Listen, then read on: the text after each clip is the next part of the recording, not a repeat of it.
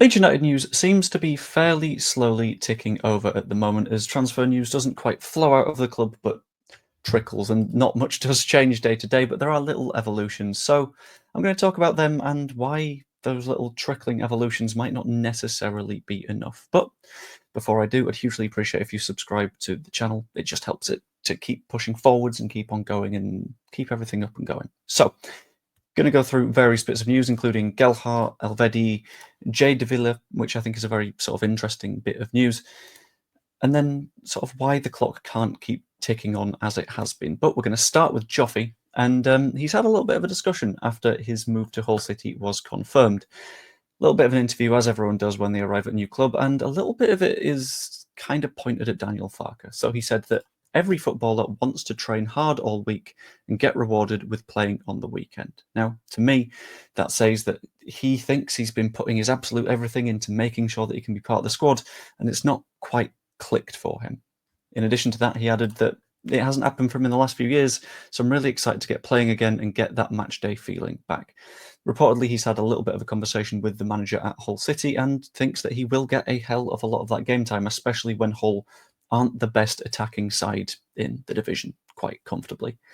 Being able to actually start and show what his potential is going to be huge both for him and for Leeds because, to be honest, the reason it's not happened for him in the last few years is he's not shown the sheer quality.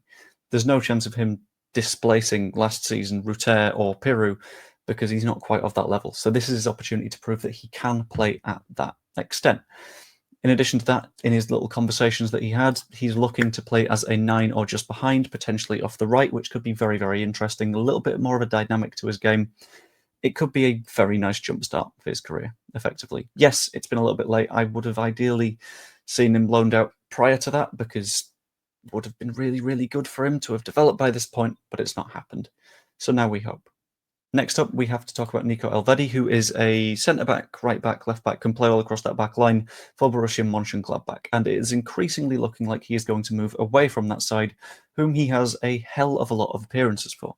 He's rated at about £10 million, and those conversations aren't getting quieter as time goes along, but to me, it feels relatively unlikely. Reportedly, something that helps this conversation is that he seemingly wants a move outside of Germany, which is fair enough. You want to experience the world if you're a footballer, and you can do so whilst earning thousands of pounds a week. You might as well. But for me, I think he's personally unlikely to drop all the way out to the Championship. He's currently a Bundesliga player getting very consistent minutes. If we were a Premier League side right now, I imagine we would have done this quite some time ago. Although we like to wait until the end of a window anyway, so you can't quite say that with 100% certainty.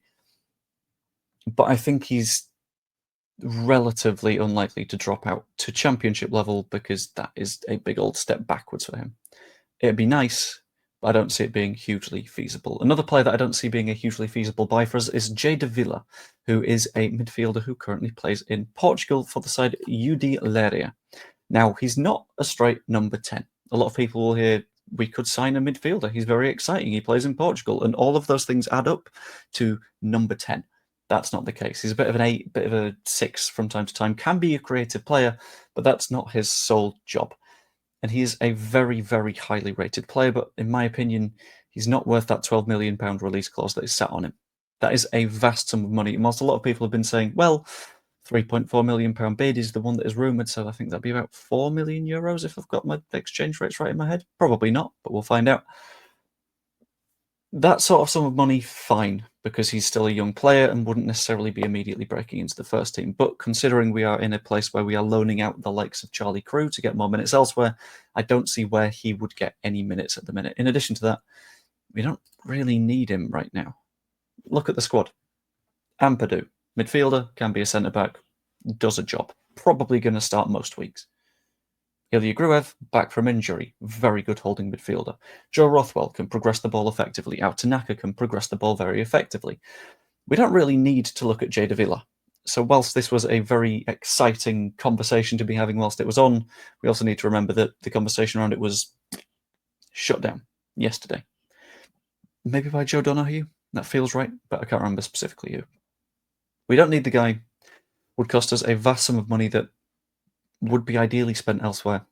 It doesn't really make sense to me. But the thing that we really need to talk about is how we don't have as long as we want to have right now.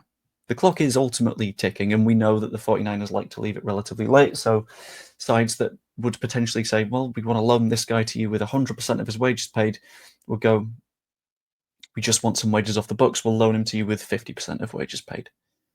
It's an attempt to sort of cut down on the unnecessary costs while still getting the quality players. But for me, there's a little bit of a worry seeping in.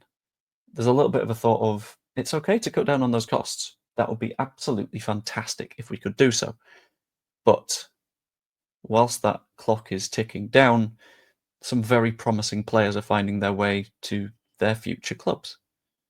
Now, that isn't necessarily people that we're targeting, but somewhere in the world, someone's just signed a number 10 that might have been pretty good for Leeds United. Somewhere in the world, someone's just signed a left back that could be a long-term option. Somewhere in the world, someone's just signed a number 9. I'm not going to think of specific names because I'll be honest, I can't off the top of my head. Tom Cannon would be a good example of someone that has done pretty reasonably well at Stoke so far this season and could ideally do a good job for Leeds, but it doesn't look hugely like we're going to be completing that deal. It's a case of, yeah, we can be patient, and I'm always backing patience. I'm always backing this, the fact that we need to be positive when it comes to these transfer markets, but that doesn't mean don't do anything till the last week. I'm sure there are conversations going on behind the scenes, without a doubt, and the 49ers are really good at keeping those relatively quiet. No one had heard of Isaac Schmidt until he was basically on the way over. But we need to start hearing those more official conversations happening now.